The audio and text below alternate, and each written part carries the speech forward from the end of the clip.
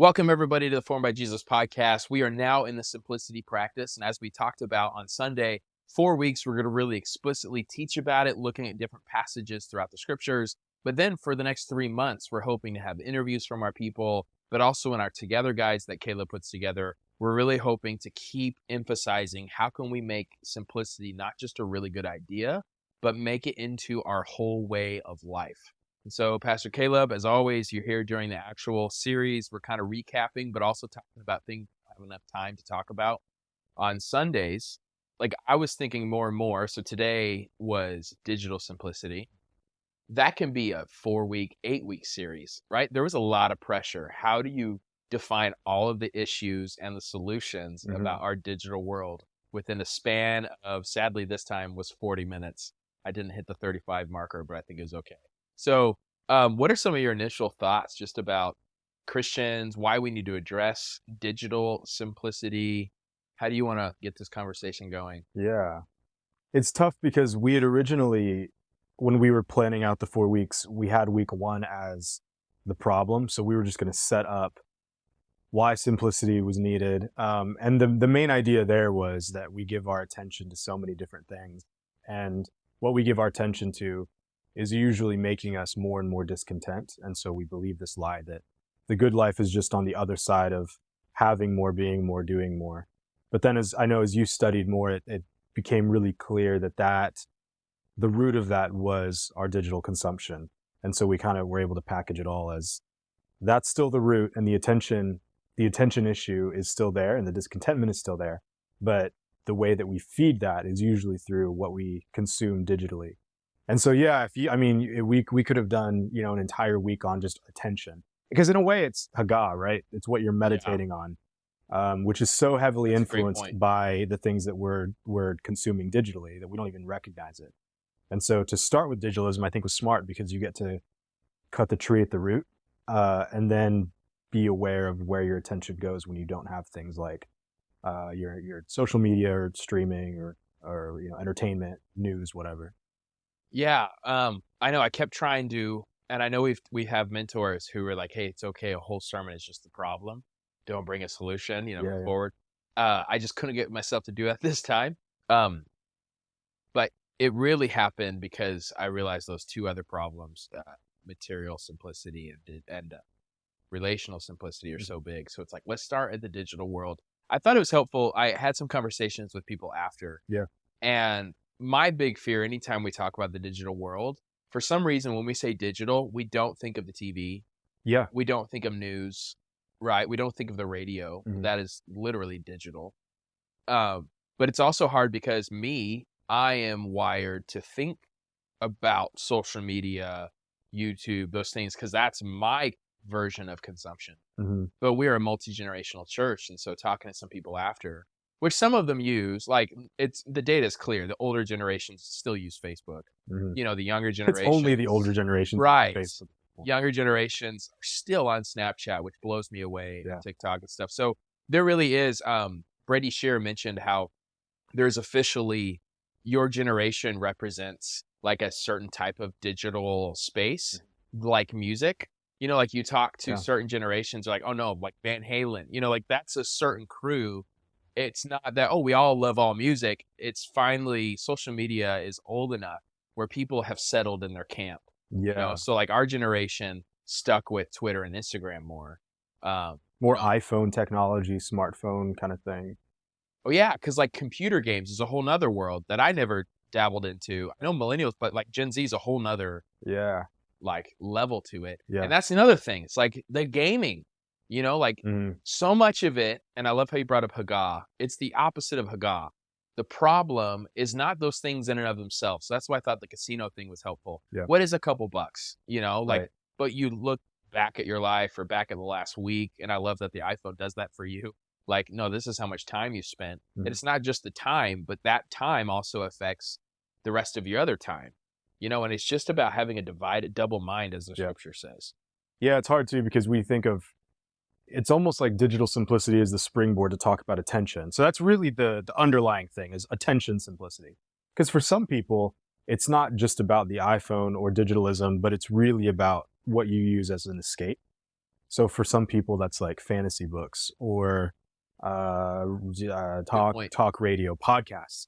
Like it's weird to think of a podcast, audiobooks, as a digital like as being bad. Yeah, it's a bad thing. And again, none of these things are inherently bad, but they are very dangerous because what it does is it pulls your attention in all these different directions so that, and I don't want to get ahead of wherever you wanted to go, but that really is why other practices are so difficult, like scripture reading and Sabbath, is because you're so accustomed to giving your attention to things that immediately give you some kind of result or feedback or escape or dopamine hit or whatever. Yeah, so you had that line, so it was really funny. You text me this. Now here's the thing: you text via computer sometimes. So did you type that out, or was it just on your phone? No, it was my computer. Okay, that makes I was a at little more BlackRock. sense. Okay, wonderful. But your last line is digitalism trains us to I'm trying to remember word for word. Trains us towards like instant gratification, right? Instant results, and that's antithetical to spiritual formation, right? Practicing the way of Jesus. So that's another thing. It's about attention. It's about immediate feedback. Mm-hmm. The spiritual life, when you're looking at Mark 4, right? The good soil in those parables, like the good soil one, that plant probably took the longest to show because it spent so much time developing roots, right? When like some of them, they come up, but then they die right away by the scorching heat and all these types of things. And so we're talking about, what does a crowded heart look like for our generation? That's why you have to start at the digital world, because it's like you can't look at like, what did John Calvin say about the digital world? Because they didn't have that, right?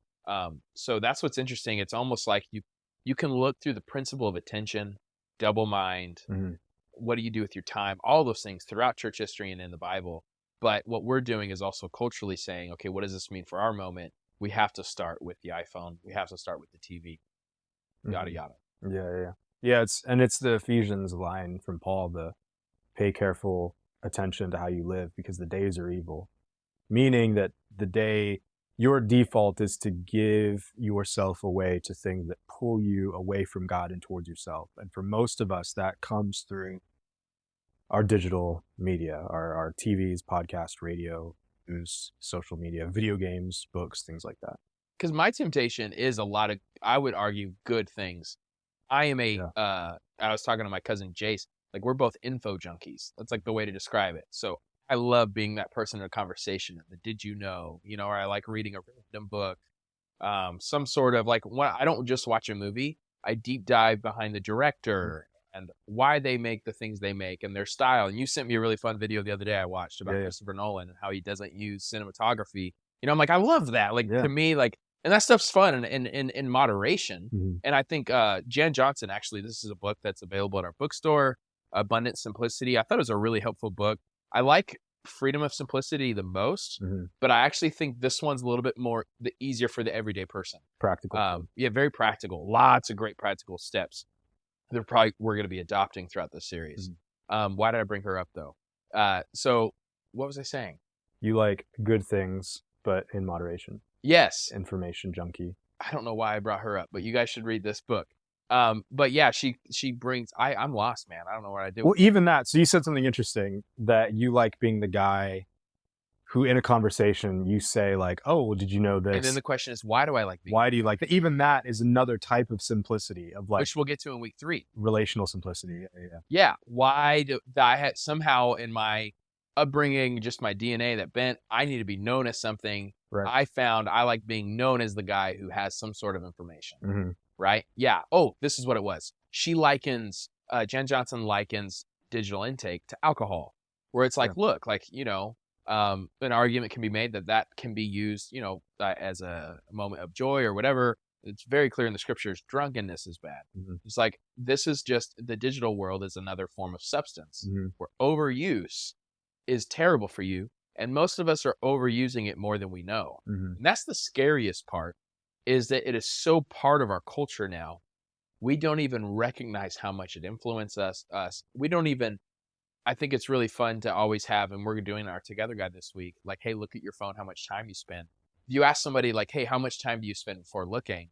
Oh, like 2 hours a day? Like, and that feels terrible. And then they actually open their phone. It's like, dude, it's 7.5 hours. Yeah. Like it's never aligned by what we imagine versus like what is reality. Yeah. Yeah. I think, and part of the individual practice that groups are going to do is before you can take a step of digital simplicity, I think it's really helpful to spend a day just doing what I call the digital habit audit, which is like what we've done in the past.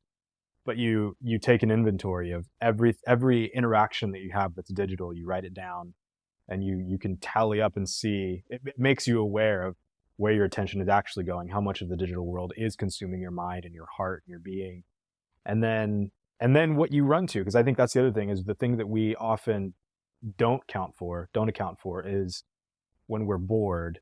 Like, we think about most of the time when we intentionally put something on TV or when we check our Instagram at a lunch break or whatever, but we're almost oblivious to the times where we pull out our phones because we're bored or because we're uncomfortable or because we're like in a conversation we want to leave or whatever. Like, those are the things that add up. And I think those are the most dangerous interactions, because those train you for, those inhibit your ability to deny yourself in other areas of your life.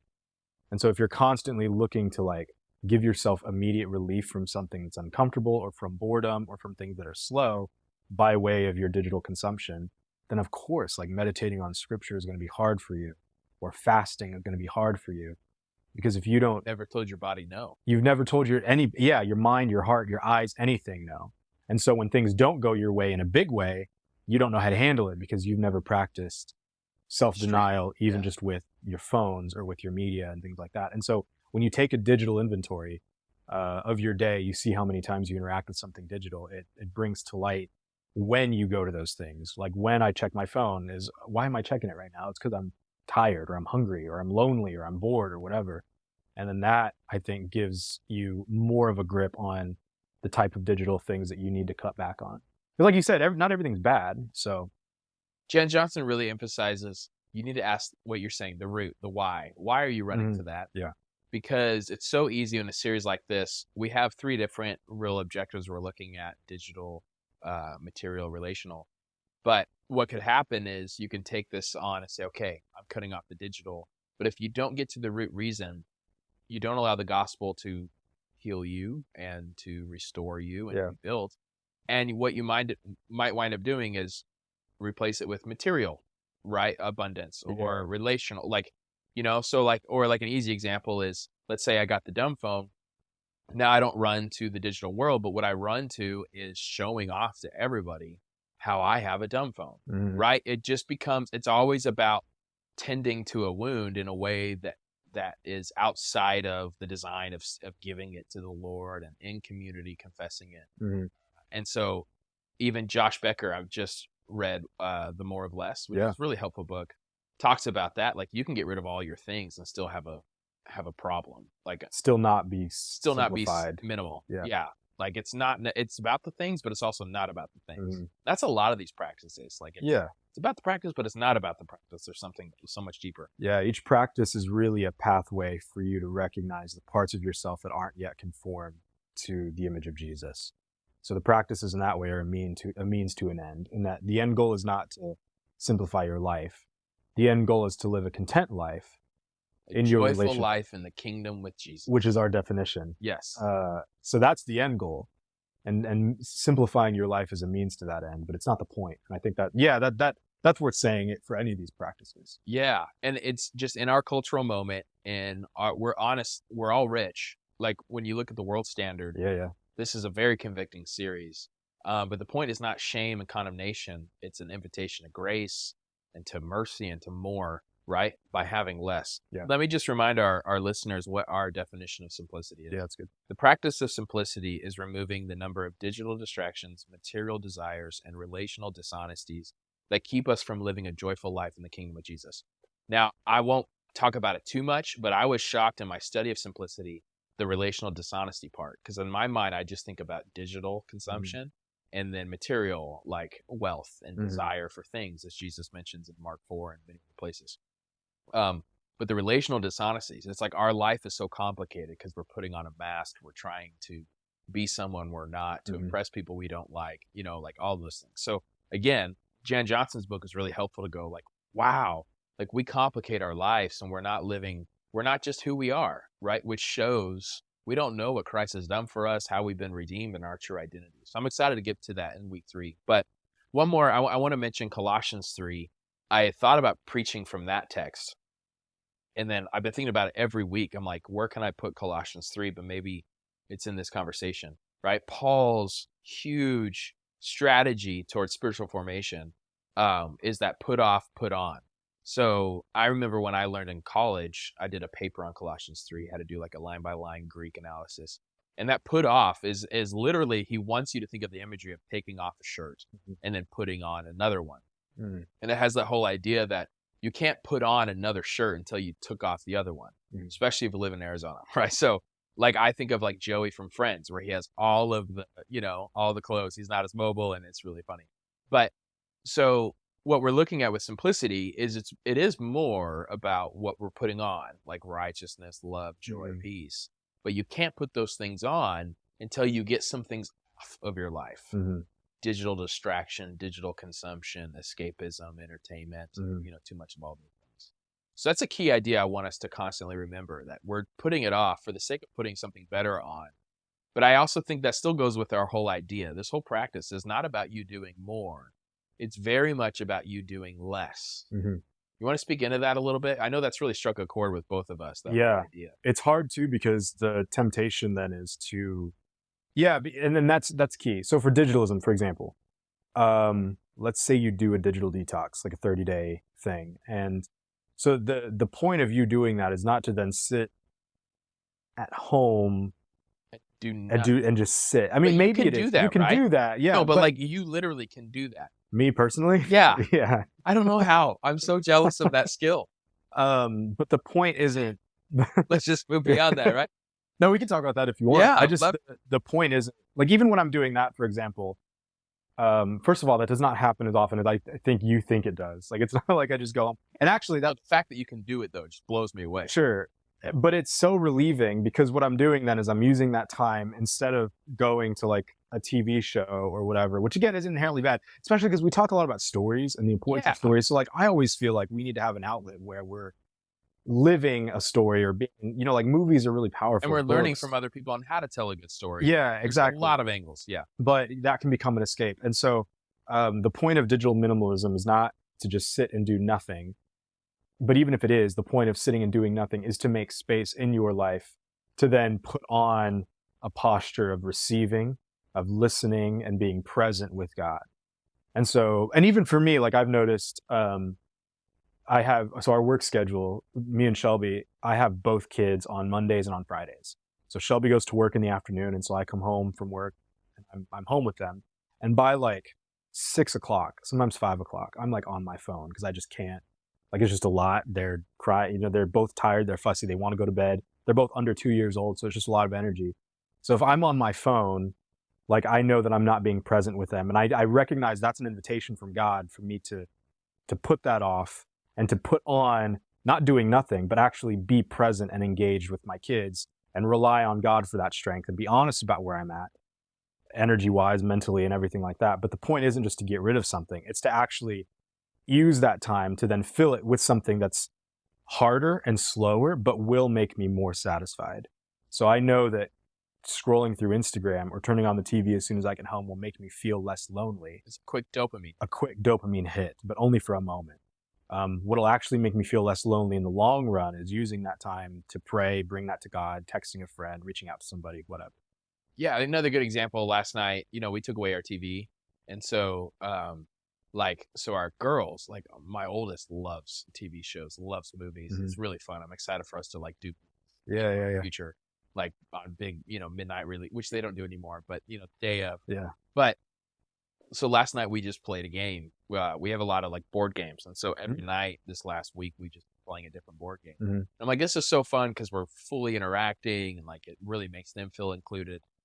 Which we would just put on a TV show, Bluey or something, and then they all laugh, but we're not really connecting. Right. So it's not like we just are all in our home and we're just completely silent, although I love the book. I almost quoted him on Sunday, and then I thought it was too much, but Robert Cardinal Sarad, did you ever read The Power of Silence? Oh, no.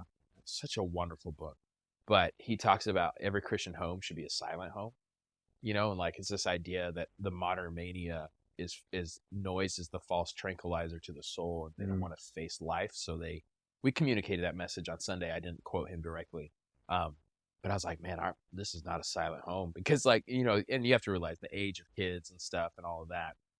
So it is good for us to communicate. It's not like we're saying we're calling everybody to be a monk. Right. This isn't a monastery where it's just completely silent, but there should be moments like that. So for me, my moments of silence are a couple ways, because for me, I need to turn my brain off sometimes. That's my hardest thing. My brain is constantly going. I'm either worried about what somebody thought, or thinking about my next sermon, or all sorts of things. My last conversation, it's just never ending. So going for a walk helps me. Going for a bike ride, I have to do something active. My spiritual director is constantly saying, you got to learn how to do it sitting down. But I'm like, I know, but at least I'm doing, I got to get my body. Step one. Yeah. Step one. I'm still working on it. Basketball is the other one where I can just get in that rhythm. It's just a rhythm of taking shots on my own. Like it's a wonderful thing. I just feel like I'm giving space to the Lord. What does that look like for you? Because I think maybe you sitting down is a little bit easier, but how do you get to that moment? And do you think at all? What are you thinking about? For those who are like trying to get rid of their digital intake, now they're like, what do I replace this with? Yeah. What are some tips on your end? I think, first off, I am the same way as you in that my brain is the hardest thing to silence. And so it's easy to turn off a phone or a TV, but it's hard to turn off my brain. And so what I've learned to do is not run from it and not try to silence it. So like there's, in the mornings I haven't done this in a while. This has been more of like I did this on Sunday. I was home with Abel. Well, Shelby took Eden to a birthday party. It was really nice to just sit while he was taking a nap. And like instead of trying to force my mind to quiet, I just let those thoughts come, and I kind of channel them back towards God. And what I find is usually the thoughts that come are first to-do lists, so things that I need to get done. But then second, it's things that I'm frustrated with. So if I let those first thoughts kind of come and go, eventually the things that come up are like conversations that I didn't like that I had, responses to something I said that was dumb that I shouldn't have said, something I didn't say that I should have said, some sin that I knew I was ignoring or whatever. Like all of that comes to the surface. And if you can make it past the initial anxious to do stuff, usually this is the stuff that comes to your mind that makes you want to reach for a phone or But if you can just be aware of that and then also channel that to God, work through that, then I think there's you're allowing God the space to speak into that, to forgive me for the things I need to be forgiven of. So that becomes a small moment of confession, to think through like some of the stuff you're saying, like, why did I say that to that person? Like, what was I trying to project, or what was I afraid of that kept me from saying this? And so it's self-examination, right? It's a moment for that silence is never really silence. So even when I'm sitting doing nothing, it's not like I just have like a monotone, like white noise in my head. My inner monologue is bringing things up, but I turn that into prayer mostly. And then other things, I think for some people it might be easier. Like if you are somebody who's constantly playing video games and watching movies and TV or shows or whatever, maybe a first step isn't to turn those off and then go straight to silence. Maybe it's like read a book that you've always like because I think there's a parallel between turning off the digital world and then taking on slow things. So even the practice of doing things slowly, giving your mind to one thing, multitasking is a human like phenomenon, but it's not a healthy one all the time. So like if you can find ways to like sit down and read a long, boring fiction book for 30 minutes instead of playing an interactive video game for 30 minutes or whatever, like that, even that trains you to be content with just being yourself or being with God or being alone, pushing through the boredom and the need to like have my immediate needs met. Watching foreign movies is another one. I don't know if people relate to that, but like I used to really love foreign movies. Subtitles. Yeah, you got to read this, but you're focused, right? You can't check your phone. You can't do anything like that. Cooking. I think that's why a lot of us like the movies, because like you're is there. Inherent. You're in the moment. Yeah. By going to the movies. So. Going to the movies. Yeah. In the mornings when it's cooler out, we haven't done this lately because it's been that's what's hot. Been tough, man. A lot of my rhythms are just thrown off in the summer. Yeah, it's rough. And so this is all based on your season and the actual literal season. Because we used to take morning night walks as a family. Yeah. You ain't doing that right now. No, you'll die. Yeah, you'll actually die. Literally. But like making my pour over coffee became like a ritual of like 5 minutes. This is where my attention's at. So that would be my encouragement: is recognize what you're immediately going to, deny yourself that, but then replace it with something slow. And if you can't pray for 5 minutes straight, which is a hard thing, I mean, that's hard to do, then do something else for 5 minutes or 20 minutes or 30 minutes that you feel God is inviting you to. Get around to reading that book you've been wanting to read. Do something slow. Have a conversation with your spouse or with a friend. That's why I like the double whammy of Cal Newport. He has the book on digital minimalism, which is helpful. I use some of it in what I talked about on Sunday. And he argues we all need a 30-day detox and then slowly introduce digital back into your life, but only what brings value. Yeah. That's where that Josh Becker book is helpful, because he's like, you have to figure out, what do you value? Who do you want to become? And how do all these things contribute to that person you're becoming? So like one example is he talked about, the rich young ruler who was told to give up all of his money and follow him. But then Jesus at other times allows people to have their wealth, and just tells them to give part of it. Yeah. Or he tells some people, no, I'm leaving. Don't follow me. You need to stay in the town and talk about what happened. Like everybody has a different calling, which is really interesting. But he talked about like looking at, okay, who's the person I'm becoming? Is this helping value? So he said a big one is a lot of people, they need to get rid of their books, because their books are a source of, look at me, look what I've read or whatever. But he's like, but if you are somebody who writes, or like I think in our scenario, someone who creates messages all the time, like these books have helped me so many times. Just looking at the book cover goes, oh yeah, that quote. And then like it helps. So like this, like my cousin was saying, maybe God's calling you, to get rid of the books. And I was like, oh, but I was thinking through like, oh, I have an actual answer. Why not? Like this is actually helping fulfill my purpose in being somebody who brings up other people's content for the value of communicating a message. So just that I think really helps, because everybody's answers are a little bit different. So yeah, communicating that value. So Digital Minimalism is a really good book by Cal Newport. But another book of his that I think I enjoyed more is called Deep Work. And I think you're addressing that kind of topic. And by the way, I don't think this guy's a Christian. If he is, he keeps it very on the down low. It's just like, more helpful living. But he argues the greatest value as time goes on, the greatest asset is somebody who's able to pay attention to one thing for a long time. Because that is a lost art. The argument was every quarantine throughout history, huge new invention comes because of it. I haven't really heard of anything happening since quarantine now. Why? Maybe there had, AI, but I think that was before. But we distracted ourselves. We didn't use a quarantine to sit down and think deeply about a certain topic. We just, got frantic. Yeah. So in his book, Deep Work, he's like, do the slow work where like there's not a reward. This is why I actually read that while I was writing my book. He's like, look, there's no dopamine hit on writing a book. You don't have immediate feedback. You don't know if this is good or not. You don't know if you work 6 months of your life on something. I don't know if a single person will buy outside of my family and friends. It's kind of a terrifying thing, right? And so it's this whole idea though, like in the future, like that's what brings people the most value. Like if you know how to have deep work and to not get instant gratification, let alone the whole kingdom of God and joy and peace and all that, but you actually just are a better human, and you actually bring flourishing to society in a way that the surface level, attention grabbing people never get to.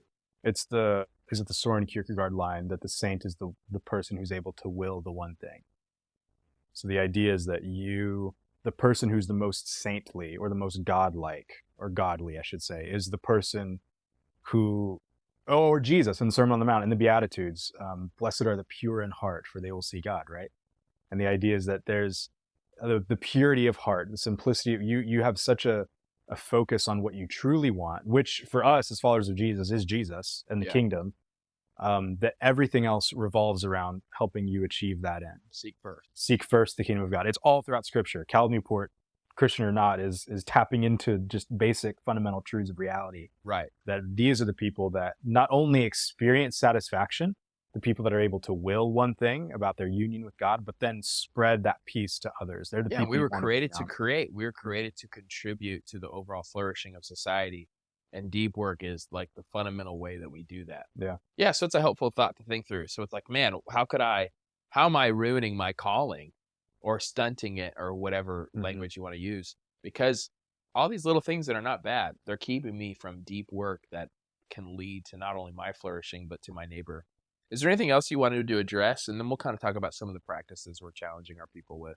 Oh, I mean, yeah, there's there's a ton of stuff we can go. Yeah, I think the other thing I'll say too about that, just maybe the last thought, is even within that, there's a temptation. And I'm speaking from myself, so I don't know if anyone else can relate to this.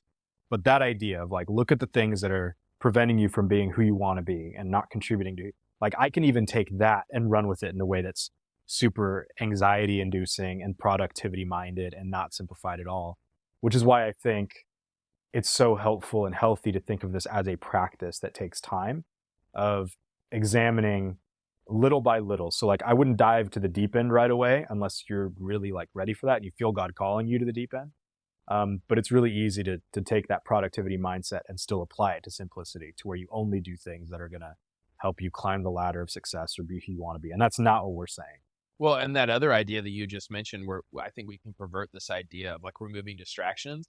It's like some distractions in your life are from God. Yeah. It grows you. Yes. You know, like some people like, oh, I can't be part of this group, this together group, because they frustrate me.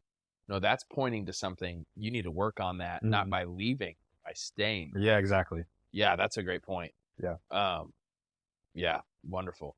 So some of the practices, so let's talk about that. Yeah. So James Clear talks about when you develop a series of habits, you go from very easy to very hard and everything in between. So this is what we put together. Cal Newport, Richard Foster says this too. Sometimes it's easier just to rip off the Band-Aid, like pull it right away instead of slow incremental. So sometimes the very hard is the thing you have to do to kind of get you into that rhythm. But very easy would be turn off all digital notifications. I did that a long time ago and I'm really grateful for that.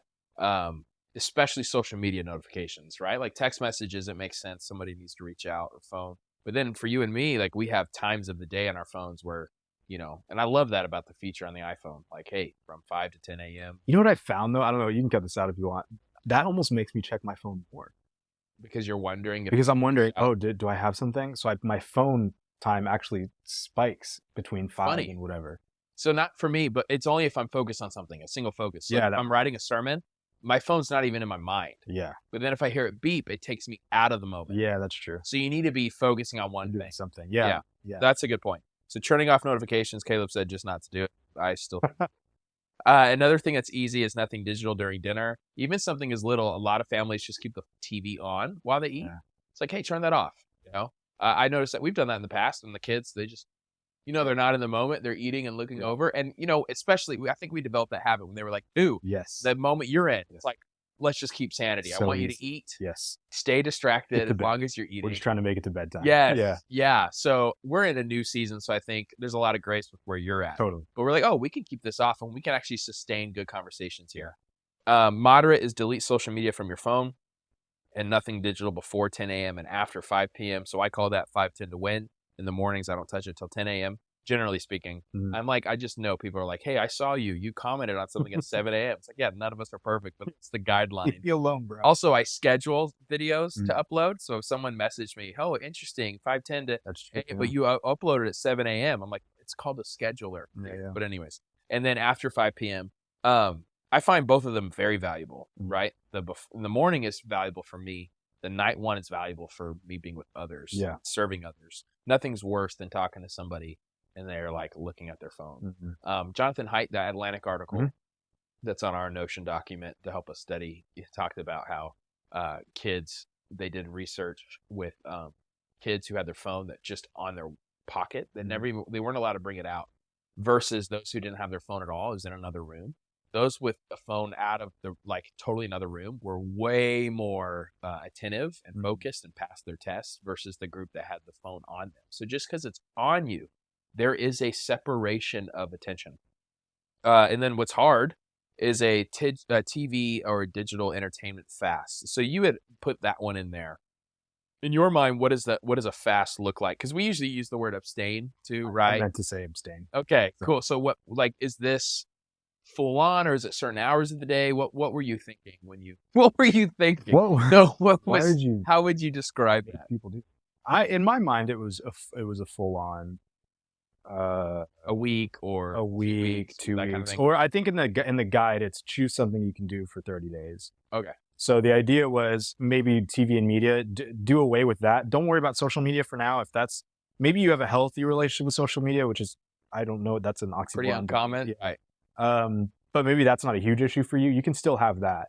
But if TV and media is where you really, that's where your mind goes and where your instincts go to get rid of the noise or to silence the silence. Which, as we're thinking about time of year, that the TV news is going to be more something we need to think about because the political shit's starting to come up. I'm paying attention more than normal, and I'm like, oh, it's because the elections are coming. I'm wondering what the primaries are about, so even more like 2024, this is something we'll all have to really be considering. Or even, I think that's a good point too. You can just do it for maybe, like I know Shelby was talking about limiting for her, like just like an hour a day or something like that, where it's not so much a full on, but it'd be like fasting for 2 meals out of the day. So just for a certain amount of time, give some. Yeah. And then the very hard would be a 30-day digital detox. And we're talking like everything. Mm-hmm. So just go back to living like a Luddite or an Amish, and then reintroducing it back after. So again, we're not doing this because we want to control your life at all, but we're like, hey, as pastors in our own life, but also looking at the people we pastor, there's so many times where we have issues and we think the issue is here, but there's so many underlying habits and systems that we put in place in our life that's really where the money's at. And so I think a lot of us, we look at relationship issues, or I don't know how to read my Bible, I'm too stupid, or all of these things. It's like if we just address those questions, we're not getting to the root issue. The root issue to a lot of those is the digital addiction, digital distraction, taking away your time, taking away your attention, leads to all these other issues that you're noticing. But the world is so used to having a phone now that we don't think maybe this is the problem. Mm-hmm. So we're kind of hoping that's what we're bringing up in this series, specifically this week. Maybe we take that away and let's see how your life is. Mm-hmm. There might be a lot of ways God has been trying to communicate to you, but you've been shutting it off because of that digital distraction. Any final word? No. I know people love that question. Give me one more zinger, man. One more zinger. Yeah, you got my quote. Awesome. All right. Grace and peace to you guys. We hope you enjoyed this conversation. We appreciate you liking, commenting down below, and we'll see you guys next week.